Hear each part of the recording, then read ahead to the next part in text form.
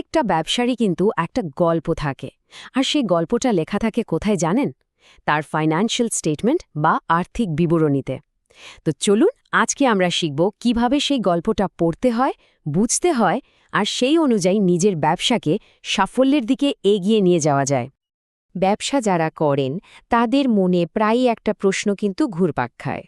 আচ্ছা, আমার ব্যবসাটা কি আসলে লাভ করছে? মানে বিক্রি তো বেশ ভালোই হচ্ছে, কিন্তু মাস শেষে ব্যাংক অ্যাকাউন্টে তো তেমন কিছু জমছে না।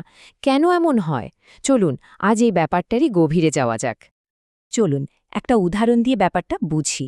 ধরুন একটা খুব সুন্দর দেখতে বেকারি, সারাদিন গরম গরম পাউরুটি কেক বিক্রি হচ্ছে, তাক খালি হয়ে যাচ্ছে, কিন্তু মালিক দেখছেন ব্যাংকের অ্যাকাউন্টে টাকা বাড়ছে না। কেন? আমাদের আজকের আলোচনার কেন্দ্রে থাকবে এই কাল্পনিক বেকারিটাই। বাইরে থেকে দেখতে তো দারুণ সফল, কিন্তু এর ভেতরের আর্থিক চিত্রটা কি, সেটাই একটা রহস্য। আর এই রহস্যটা সমাধান করতে পারলেই কিন্তু ব্যবসার আসল স্বাস্থ্যটা বোঝা যাবে। তো চলুন এই লাভজনক বেকারির রহস্যটার সমাধান করা যাক। কারণ দিনরাত ব্যস্ত থাকাই তো সব না, তাই না? ব্যবসাকে আসলেই লাভজনক করে তোলাটাই হচ্ছে আসল চ্যালেঞ্জ। আর এই চ্যালেঞ্জটা পার করার জন্যই কিন্তু আমাদের হাতে কিছু দারুণ শক্তিশালী টুলস আছে। যে কোনো ব্যবসা মালিককে কিন্তু এই প্রশ্নগুলোর মুখোমুখি হতে হয়। টাকাটা ঠিক কোথায় যাচ্ছে? খরচ কি প্রয়োজনের থেকে বেশি হয়ে যাচ্ছে? দিন শেষে আসলে কত টাকা আয় হচ্ছে? ভাবুন তো বেকারির কথা। ময়দা, চিনি কিনতে হচ্ছে, দোকানের ভাড়া আছে, কর্মীদের বেতন দিতে হচ্ছে। খরচের তালিকাটা কিন্তু বেশ লম্বা। এখন এই খরচগুলো ঠিকঠাক ম্যানেজ করা হচ্ছে তো, নাকি লাভের টাকাটাই সব গিলে ফেলছে? এটা জানাটা কিন্তু খুবই জরুরি। আচ্ছা, এই সব প্রশ্নের উত্তর দেওয়ার জন্য আর ব্যবসার একটা হেলথ চেকআপ করার জন্য আমাদের হাতে 3টে অসাধারণ টুল আছে। এগুলো হলো 3টে প্রধান আর্থিক বিবরণী বা ফাইন্যান্সিয়াল স্টেটমেন্ট। এগুলো ব্যবহার করে যে কোনো ব্যবসাকে একদম ভেতর থেকে দেখা যায়। এই 3টে টুলই হচ্ছে আমাদের আজকের রোডম্যাপ। একদম স্টেপ বাই স্টেপ এগোবো আমরা। প্রথমে দেখব ইনকাম স্টেটমেন্ট বা আয় বিবরণী, যেটা আমাদের বলে দেবে ব্যবসাটা আদৌ লাভ করছে কিনা। এরপর আসবে ব্যালেন্স শিট, যেটা দিয়ে ব্যবসার মোট সম্পদ আর দেনার একটা ছবি পাওয়া যাবে। আর সব শেষে আমরা দেখব ক্যাশ ফ্লো স্টেটমেন্ট, যেটা দিয়ে টাকার আসল আসা যাওয়াটা ট্র্যাক করা যাবে। তাহলে আমাদের প্রথম প্রশ্নটার উত্তর কিন্তু এখানেই পাওয়া যাবে। বেকারিটা কি আসলেই লাভজনক? ইনকাম স্টেটমেন্ট মূলত একটা নির্দিষ্ট সময়ের, ধরুন 1 মাস বা 1 কোয়ার্টারের ব্যবসার পারফরম্যান্সের একটা রিপোর্ট কার্ডের মতো। এবার চলুন সংখ্যাগুলো দেখি। এই স্লাইডটা কিন্তু খুবই ইন্টারেস্টিং।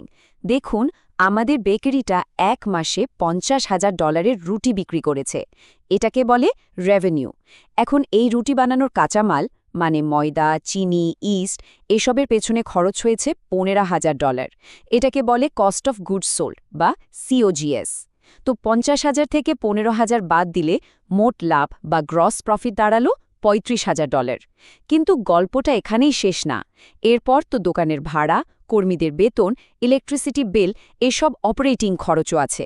সেগুলো বাবদ আরও $25,000 বাদ দিতে হবে।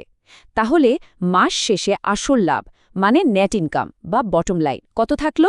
ঠিক $10,000।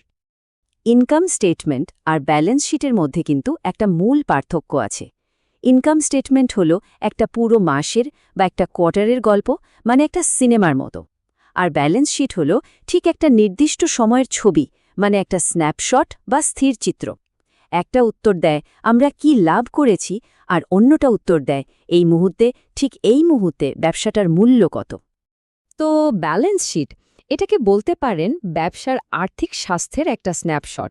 এর মূলত 3টে অংশ: অ্যাসেটস বা সম্পদ, লায়াবিলিটিস বা দায়, আর মালিকের ইকুইটি। এই 3টে জিনিস মিলেই ব্যবসার একটা পূর্ণাঙ্গ চিত্র পাওয়া যায়। ব্যাপারটা কিন্তু খুবই সহজ। অ্যাসেটস বা সম্পদ হলো বেকারির যা কিছু নিজের আছে, যেমন ক্যাশ টাকা, রুটি বানানোর ওভেন, ডেলিভারি ভ্যান। আর লায়াবিলিটিস বা দায় হলো যা কিছু শোধ করতে হবে, যেমন ব্যাংক থেকে নেওয়া লোন বা কাঁচামাল সরবরাহকারীর বকেয়া টাকা। এখন মোট সম্পদ থেকে মোট দায় বাদ দিলে যা বাকি থাকে সেটাই হলো ইকুইটি, মানে এটাই হচ্ছে ব্যবসায় মালিকের আসল অংশ। এখানেই কিন্তু একটা খুব গুরুত্বপূর্ণ ব্যাপার আছে। আচ্ছা, ধরুন আপনার বেকারিটা লাভজনক। ইনকাম স্টেটমেন্টে $10,000 লাভ দেখাচ্ছে। কিন্তু যদি কাস্টমাররা সময় মতো টাকা না দেয় তাহলে কি হবে? কাগজে কলমে লাভ আছে, কিন্তু হাতে তো ক্যাশ টাকা নেই। তখন সাপ্লায়ারের বিল বা কর্মীদের বেতন দেবেন কিভাবে? ঠিক এই সমস্যার সমাধান করতেই আসে আমাদের ৩ নম্বর টুল। এটার নাম হলো ক্যাশ ফ্লো স্টেটমেন্ট বা নগদ প্রবাহ বিবরণী। এর কাজ একটাই, ব্যবসার ভেতরে ঠিক কত ক্যাশ টাকা ঢুকছে আর কত ক্যাশ টাকা বেরিয়ে যাচ্ছে সেটার হিসাব রাখা। লাভ তো পরের কথা, আগে তো ব্যবসাটা চালিয়ে রাখতে হবে, তাই না? এই স্টেটমেন্ট নিশ্চিত করে যে বিল দেওয়ার মতো যথেষ্ট টাকা হাতে আছে কিনা। তো অনেক তো থিওরি হলো, চলুন এবার একটু প্র্যাকটিক্যালি দেখি। আমরা এখন XYZ বেকারির ১ মাসের একটা কাল্পনিক ব্যাংক স্টেটমেন্ট বিশ্লেষণ করব। দেখব সংখ্যাগুলো আসলে কি বলছে। প্রথমে দেখি জানুয়ারিতে ক্যাশ টাকা ঢুকেছে কত। দেখুন ৫ তারিখে সেলস থেকে জমা হয়েছে $১৫,০০০, আবার ১৫ তারিখে জমা হয়েছে আরও $২০,০০০। তাহলে জানুয়ারিতে মোট ক্যাশ ইনফ্লো বা নগদ আগমন হল $৩৫,০০০। আচ্ছা, টাকা তো এলো, এবার দেখি টাকা গেল কোথায় কোথায়। ১০ তারিখে কাঁচামাল কেনার জন্য $৭,০০০ বেরিয়ে গেল, ২০ তারিখে দোকানের ভাড়া দেওয়া হলো $৮,০০০, আর ২৫ তারিখে কর্মীদের বেতন দেওয়া হলো $১২,০০০। তাহলে সব মিলিয়ে মোট ক্যাশ আউটফ্লো বা নগদ নির্গমন হলো $২৭,০০০। তাহলে হিসাবটা কি দাঁড়ালো? মোট এলো ৩৫,০০০ আর মোট গেল ২৭,০০০। তাহলে হাতে থাকলো কত? ৩৫,০০০ থেকে ২৭,০০০ বাদ দিলে থাকে $৮,০০০। এটাই হলো জানুয়ারির নেট ক্যাশ ফ্লো। এর মানে হলো জানুয়ারির শেষে বেকারির হাতে মাসের শুরুর চেয়ে $৮,০০০ বেশি ক্যাশ টাকা আছে। এটা কিন্তু বিজনেসের জন্য খুবই ভালো একটা লক্ষণ। একে বলে পজিটিভ ক্যাশ ফ্লো। এই যে সংখ্যাগুলো আমরা দেখলাম, এগুলো কিন্তু শুধু অতীতের গল্প বলে না, এগুলো দিয়ে ভবিষ্যতের পথও তৈরি করা যায়। কিভাবে? কিছু ফাইন্যান্সিয়াল রেশিও বা আর্থিক অনুপাত ব্যবহার করে। এগুলো দিয়ে ব্যবসার স্বাস্থ্যটা আরও ভালোভাবে বোঝা যায়। যেমন ধরুন গ্রস প্রফিট মার্জিন। এটা বলে দেয় যে প্রতিটা রুটি বিক্রি করে কাঁচামালের খরচ বাদ দিয়ে কত টাকা থাকছে, সেই টাকা দিয়ে তো ভাড়া, বেতন এসব মেটাতে হবে। আবার ধরুন কারেন্ট রেশিও। এটা দেখায় যে ব্যবসার হাতে তার ছোটখাটো দেনাগুলো শোধ করার মতো যথেষ্ট সম্পদ আছে কিনা। এই রেশিওগুলোই কিন্তু ভবিষ্যতের জন্য বাজেট করতে বা ব্যবসা বাড়ানোর জন্য স্মার্ট ডিসিশন নিতে সাহায্য করে। তাহলে পুরো আলোচনা থেকে আমরা কি বুঝলাম? এই যে ৩টে ফিন্যান্সিয়াল টুলস, এগুলো আসলে কি করে? এগুলো ব্যবসাকে একটা ধোঁয়াশার ভেতর থেকে বের করে এনে একটা একদম পরিষ্কার স্বচ্ছ ছবি চোখের সামনে তুলে ধরে। একদম সংক্ষেপে যদি বলি, ইনকাম স্টেটমেন্ট বলে দেয় লাভ হচ্ছে কিনা, ব্যালেন্স শিট দেখায় ব্যবসার মোট মূল্য কত, আর ক্যাশ ফ্লো স্টেটমেন্ট নিশ্চিত করে যে ব্যবসাটা চালিয়ে রাখার মতো টাকা হাতে আছে। এই ৩টে জিনিস যখন একসাথে দেখা যায়, তখন একজন ব্যবসা মালিক অনেক আত্মবিশ্বাসের সাথে সঠিক সিদ্ধান্ত নিতে পারেন।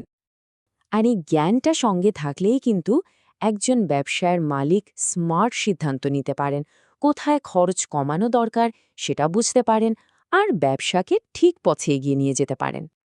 তাহলে শেষ প্রশ্নটা এটাই থাকল, আপনার ব্যবসার সংখ্যাগুলো আপনাকে ঠিক কোন গল্পটা বলতে চাইছে? সেই গল্পটা শোনার আর বোঝার টুলস কিন্তু এখন আমাদের সবার জানা হয়ে গেল। কারণ মনে রাখবেন, প্রত্যেকটা সংখ্যার মধ্যে কিন্তু ব্যবসার ভবিষ্যতের সংকেত লুকিয়ে থাকে।